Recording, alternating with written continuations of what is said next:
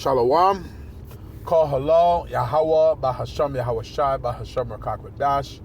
Never honest to the elders and apostles of Great Millstone who taught me this truth and rule well. Salutation and citations to the brothers out there that are laboring and pushing this truth in truth and in sincerity and in charity, risking their lives and their freedom to do so. To you I say Shalom. To the Akim and to the Akwaf, that'll be you brothers and sisters. Adawan Ratizah, that is to say, Lord willing. Hopefully by the end of this lesson you'll be edified. This is your brother Amawan Ibad from the GMS Miami Camp, Heralds of Yahweh Shai 144. Back again with another lesson through the spirit and power of Yahweh, Bahasham Yahweh Shai, to feed the lambs of Yahweh, Yahweh Shai, as commanded. And the title of this lesson is going to be going into signs of the times. Okay? Signs of the times. All right? Update on World War III. Okay? On all the prophecies that's popping. Everything that's going on in the earth right now, proving to you that the spoken word of the Lord is faithful and true. No going around it. No getting around it. No supplanting it. All right? Can't finesse it. Everything have to move to the tune of prophecy, man. All right? And they popping like popcorn, jumping off of the pages, man. You see? Now you have, all right, Israel just strike Iran, right? Certain sites in and around Iran, and they saying Iran have some drones. What they launch, like say about 50 to 100 from what I heard, and they say it take about 8 to 9 hours. They have emergency. They declare a state of emergency, right? I believe in Israel, and they have people staying close to shelters for like the next 2 weeks. So clearly, this is an ongoing thing, man. And hey, the scriptures say what it says. At the end of the day, World War III is a must, because that's prophecy, and the scriptures tell you how the least of the flock is going to draw them out. You know, they had negotiations going on, all right? But at the end of the day, we know what the scriptures say. I brought it out in the lesson yesterday. 1 Thessalonians 5:3, when they shall say peace and safety, then sudden destruction falleth upon them like a woman in travail with child, and they shall not escape, roughly paraphrasing it. At the end of the day, the intense purposes and counsel of the Lord, Yahweh Bashim Yahweh Shai, that's what's going to stand at the end of the day, man. And according to prophecy, World War III is the end result, where the Lord is going to gather nations into the valley of Jehoshaphat, when you read it in the scriptures verbatim, but we know it to be Yahweh Shabbat, Yahweh's judgment. All right, the valley of decision. Okay, Joel chapter 3, all right, verse 2. Jump down to verse 12 on it. All right. So there's a whole lot going on, man. Okay. The scriptures tell you. What's that? Let's grab that real quick. Let me get that precept whilst I have that on my mind. I believe it's I want to say Jeremiah 49:20. It might be the least of the flock, man. Bear with me here real quick.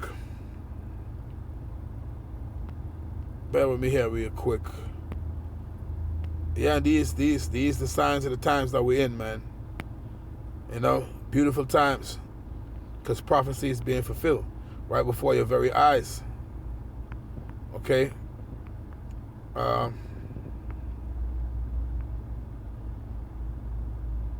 Right. This is Barakatah Bashim Shai. Jeremiah chapter 49 and verse 20. It says, therefore, hear the counsel of the Lord, that he had taken against Edom, and his purposes that he had proposed against the inhabitants of Teman. All right. It says, surely the least of the flock shall draw them out. All right. That's them small hats, man. All right. It says, surely he shall make their habitations desolate with them. So end time prophecy is that the least of the flock shall draw them out. At the end of the day, they can't turn back from it, man, because the Most High, at the end of the day, he ruleth in the kingdom of men. All right? And again, Proverbs 21:1 tells you that the heart of the king, meaning his mind, all right? Because the Hebrew word for heart is lab, which means your mind. The heart of the king is in the hand of the Lord, and he turneth it whithersoever he will. So the scriptures tell you how no man can resist his will. The intense purposes and counsel of the Lord, that's what's going to stand at the end of the day. Okay? And again, referring to Ezekiel, the 38th chapter, where it speaks about the Lord say he's going to put hooks in the jaw of Gog and turn him back. That's to show you that you must do what the Lord will have you to do. Whatever his purpose is, what he's going to use you for, you can't say no, you ain't going to do it. Look at the example with Jonah. The Lord sent Jonah to prophesy in Nineveh. Jonah went on a ship, right? What happened? The whales swallowed Jonah, man. All right? And Jonah had to go and prophesy. So, at the end of the day, you only will do what the Lord will have you to do. So, there's no going around that. So, at the end of the day, they can't turn away from this even if they wanted to. Because why? Yahweh Ba'ashem Yahushai is in control of all things, man. Okay? He controls the right hand and the left hand. All right? So at the end of the day, the counsel of the Lord is going to stand. He's going to do all his pleasure. And so we know World War III is coming, man. These things just got to play out. But we know what the scriptures say, all must be fulfilled. You see? All must be fulfilled. So we see all these things that leading up to these end time prophecy. That's why I named the lesson, okay, signs of the times, man. Because we've seen all the times. But we've seen all the signs. Again, Matthew 24:6 on down, where it speaks about wars and rumors of wars, where the disciples asked the Lord, you know, when will be the end of this world and the sign of thy coming, roughly paraphrasing. And he told them, you know, you're going to have false prophets deceiving the people, coming in his name, trying and deceiving the people, you know. He said, take heed, don't listen to these people, you know, roughly paraphrasing. Okay, and he speak of how it's going to be wars and rumors of wars. All right, threats of wars. Okay, famines, shortages of food, pestilences, all these things. Okay, in what's that? 2nd Ezra, the 9th chapter, it speaks about uproars of the people. We're living in a time of uproars of the people, man. This weekend, all right, they have what's called the No Kings protests. No Kings protests. Okay? They have something called the No Kings protests, man. And that's going on this weekend, June the 14th, which is DJ Trump's birthday, right? And they're supposed to have this military parade in D.C., right? Meanwhile, the rest of the country is going to be protesting all over. No Kings protests, right? Now, I just saw someone in the chat group from this guy around DeSantis saying, if you in your vehicle and people around you and whatever the case might be, and if people try to get to you in your vehicle, you could basically just ride off. You don't got to stay there and have a mob take you with your vehicle or something like that. So it's getting crazy out here right now. All right? You have these protesters. They're going to be everywhere. All right? Protesting and, all right? Why? Because the people are fed up. The people are fed up, man. All right? But we live in end times. I'm 2 Timothy 3:1, and this know also that in the last days perilous times shall come, meaning dangerous times. And we in those times right now. You see? We in those times.